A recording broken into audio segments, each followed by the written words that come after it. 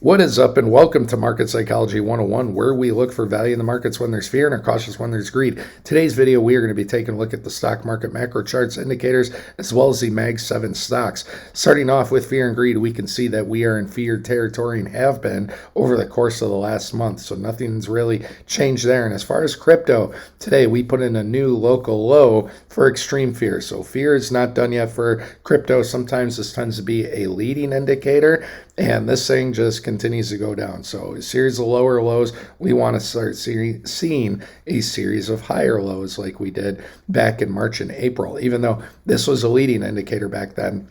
And the bottom was, I think, closer to around here.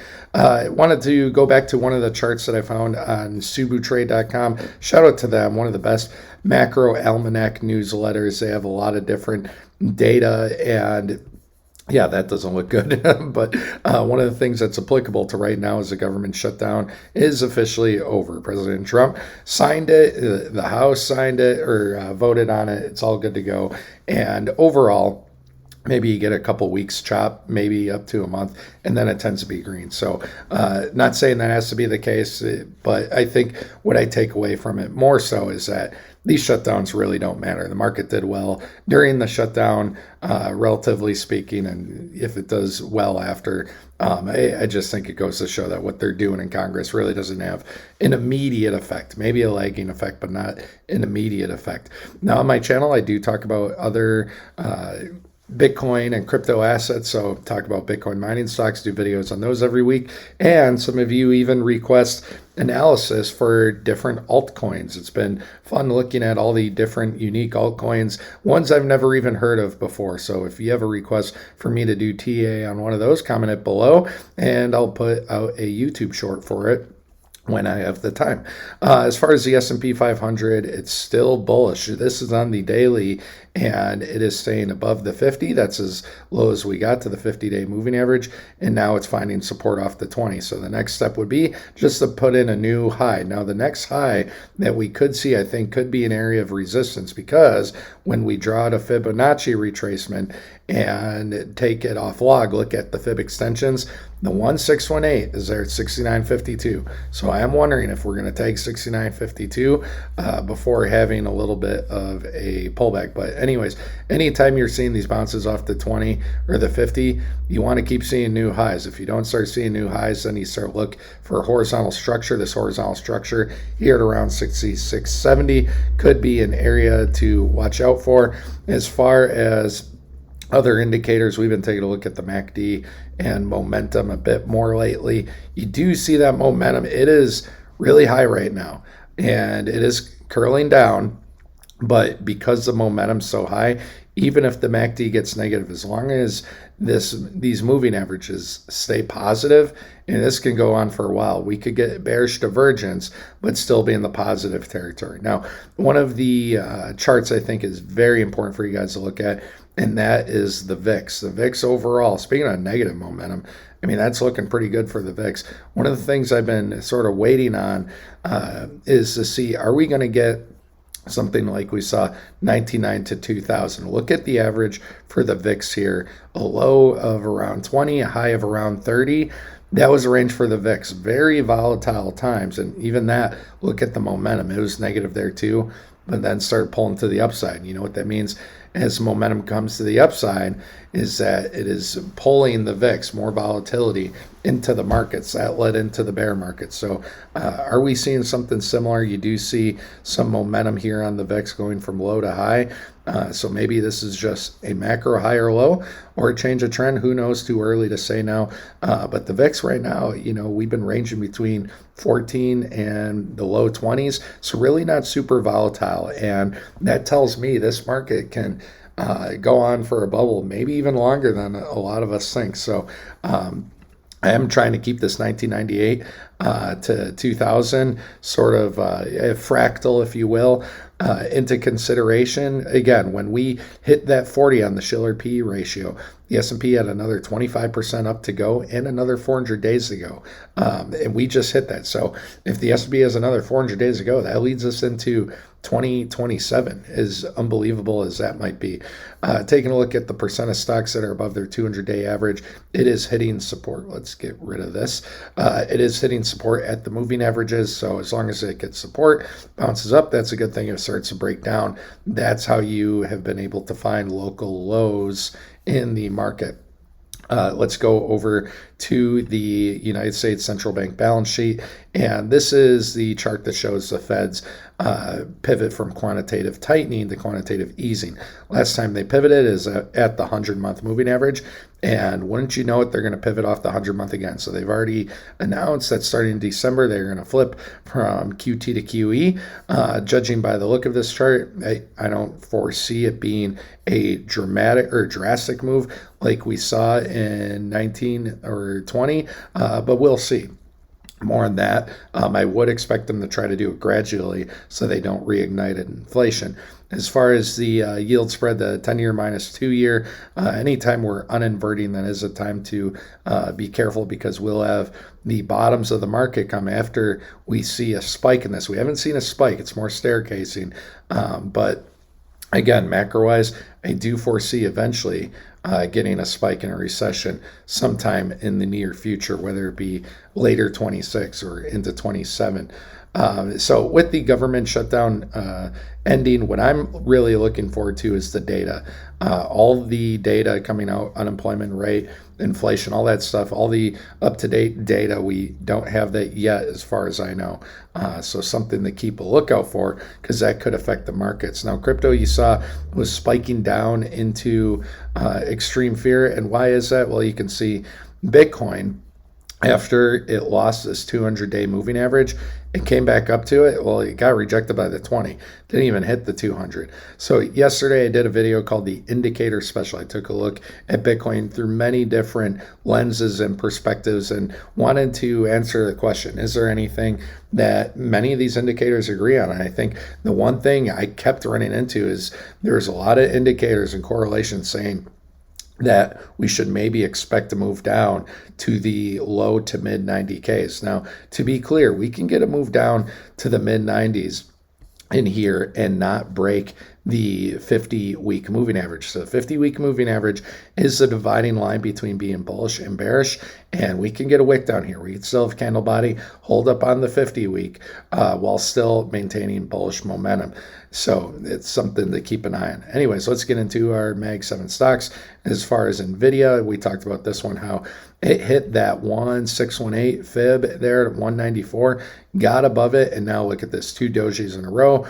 That means it's undecided 2 weeks in a row on the macro time frame. However, it is holding up bullish support, and it's being squeezed between the 1618, the 20-day moving average, and the 50-day. So NVIDIA, we'll see how much higher this can go. Is it just needing to go sideways, reset, maybe even come back down to the 100-day moving average at 176?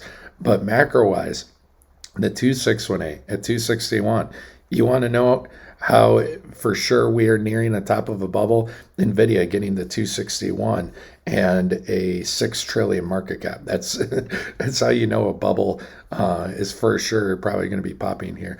Microsoft double topped here at that 1618 fib. It looks like there, the 1618 micro fib, high to low, came down to the 100-day moving average as far as the support. So what do we see here? We have a double bottom. So if Microsoft can break through that 50-day moving average, then maybe this is the time it finally breaks through. However, if it gets rejected, I don't always like seeing these double tops. To me, the double tops have more strength because they are further apart than the double bottoms. And so macro-wise, I'd have to give the nod to the double move that is wider. To me, that's showing more of a direction. So if we are to encounter some bearishness throughout this month, and Microsoft is telling us something, anytime I see a wide range of tops like this, I am expecting a move down, like a decent move down. Maybe something as low as the 450s for Microsoft, if you can believe that. I wonder where the moving averages would have that. Maybe just a little bit above the 100-week moving average. And you see these areas of support horizontally that we have. So keep an eye out on that for Microsoft. Is it telling us something we're going to have some short-term pain for a little bit? As far as Apple goes, this thing just continues to go up into further all-time high territory. Do want to take a look at its fib target now, and the 1618 here is at 316. All right, so the 2618 here, macro-wise, let's extend that out. This is from the high to low way back here. So we have a larger time frame fib and a shorter time frame fib, and that 2618 again, and give credit to the larger time frame. This would be saying maybe a little bit of profit taking for Apple at around 278, unless it were to break up and through, and then you have that other target. As far as Amazon goes, maybe breaking into new all-time highs. Do watch out for these candle bodies. Anytime the candle bodies aren't closing above, nothing's confirmed yet. The daily is looking good, though. I do like the daily. Look at how perfect those candle bodies are sitting on that former all-time high line. Let's take our fib off log. Look at the 1618. Both 1618s, macro and micro, gives us a range of 320 down to 293. So watch for those levels. As far as Google is concerned, Google, riding its 20 on the way up. This thing has been on a heater. So Google, the next range would be for tops 314 to 328. As far as Meta, which hasn't been doing so hot lately, wanted to take a look at this fib here, the 0.5 fib. It lost the golden pocket, didn't really hold up that structure too much. And speaking of widening tops, kind of like I was talking about with Microsoft, anytime we get these big moves up where the top's widening like this, yeah, watch out. And so the 0.5 fib is down here at 596. I'll be honest, I'd be even, you see these tops here in the fib, so maybe that's the area, but I would even be concerned more so with 567. So let's look at those levels, 596, 597. As far as moving averages, we have the 100-week moving average right there in the middle at 581. So that would be a good area for Meta to try to put in a local bottom. All right, let's go to Tesla, MSTR, and Palantir. As far as Tesla, first weekly sell signal. It has to have a sell signal. Yep. So do be careful here. Tesla weekly sell signal, and it is at the micro 888 fib. It looks like. Let's make sure that fib is on log. All right, cool. It is. I don't always see the 888 act as a very strong resistance, but do look at these wicks. Okay, we have this high area measured out, and we never saw weekly candle bodies above that 888, just wicks. So I think the structure of those candles give me more concern, and if this weekly sell signals to hold, I would see Tesla breaking down through not just its former all-time high in micro 786, but I'd be looking at the 786 and 50-week moving average all the way down at 346. So going over to the MACD and seeing where the momentum's at. Momentum's still overall positive, but what do we see happening right here? Okay, we touched on the lows, and now what do we have here? A lower high. And so if this is a trend that's going to continue and we get a lower high and the MACD makes a new lower low, watch out. We could see Tesla even getting as low as the high 200s. Going over to MicroStrategy, then we'll do Coin and Palantir. Palantir to me is always a good gauge of how risk on the market is. And speaking of what I was just saying with the MACD, look at that moving average. You can see the trend. The trend is very negative. So not touching MicroStrategy. The next major area that any bulls who are left for this would want to hold up is 189. And you see the structure back here, the former highs, as well as the 200. And you guys, one thing, I wanted to find out for myself. I'm like, what is going on with MicroStrategy? People love it. People say, MicroStrategy is Bitcoin. Disagree. And you can look at this for yourself. Look at the amount of shares MicroStrategy had back here compared to now. it is astronomically different. Not just that, their Bitcoin isn't all at the same value, if you will, meaning that on the way up, when you take a look at when they're buying a lot of their Bitcoin, some of it does get a little top loaded. And so I do think that works against MicroStrategy a little bit, as well as the share dilution. So yeah, next level, do watch out for this 189. And just remember, last cycle, we saw MicroStrategy top before the top. So if you consider November the top, that was a lot earlier, okay, than when the top was. And this momentum does not look good, sorry to say. Going over to for Coinbase, and as far as Coinbase, it's challenged at all-time high. But I do like, you could say this is starting a new trend because we have this higher high here. Now we just need to see a higher low and get another push up. So that would mean Bitcoin putting in a bottom sometime here, whether it's 100K, mid 90s, and then finally we could see coin put in a new high and get to some of those fib extensions. We'll cross that bridge when we get there. And lastly, closing out with Palantir, the military AI stock that there's a lot of strong opinions on. Bullish on, look how bullish this dang thing is on the weekly and on the daily. Let's let it load up for a little bit. On the daily, you see here, just riding that 50 all the way up. Now, as far as the structure of Palantir goes, I hope you guys can see this, that this thing's just been grinding up, and it is hard to go against a stock that's just doing this. Now, if it starts to round out or chop, get down to the 50 for once in its life, then be careful. Am I buying Palantir right now? No, I'm never buying a stock at its all-time high. I've already taken profits on this one, and Palantir had a PE ratio of over 600. That's when I took profits, which is crazy. For reference, stuff like NVIDIA has a price earnings ratio of 46 or 54, and then we have Google all the way down there at 28. So Palantir is very overbought. Do be careful with that one, especially as a long-term play, unless you're a trader. Anyways, let me know what you think in the comments below. How you feeling about this market right now? Do you think government shutdown is bullish, bearish?